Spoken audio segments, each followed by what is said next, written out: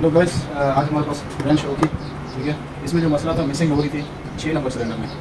तो अब हुआ ये कि आप गैराज में जाओगे, वो सीधा बोलेंगे इंजेक्टर साफ़ करो, प्लग साफ़ करो और कोयल चेंज करो। ऐसा नहीं होता है। अब इसमें जो मसला आया था, अब ये पूरा हेड खोलना पड़ा इसका। ठीक है, गैसकेट इसकी चेंज की है, गैसकेट भी थोड़ी सी ख़राब थी। मैंने बोला चलो एक साथ ही सब कुछ इसका चेंज हो गया। अब जो इसमें मसला आ रहा था, वो मसला यहाँ पे इसकी जो वाल्व की सीट थी वो निकल गई थी। तो जिसकी वजह से वाल्व पूरी तरह बंद नहीं हो रहा था, जिसकी वजह से मिसिंग हो रही थी 6 नंबर सिलेंडर में, लास्ट वाला जो ड्राइवर साइड है।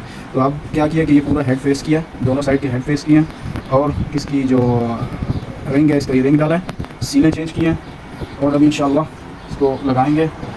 और ये सारी वाल्व सीलें चेंज किए हैं, पूरी फेसिंग साफ़ सफाई क्लियर करके, और ये हेड वगैरह पूरा साफ़ किया है। गैसकेट नई गैसकेट है दोनों साइड की, पूरा कार्बन और सब साफ़ करके इंशाल्लाह इसको लगाएंगे, फिर आप लोग को दिखाएंगे इंशाल्लाह।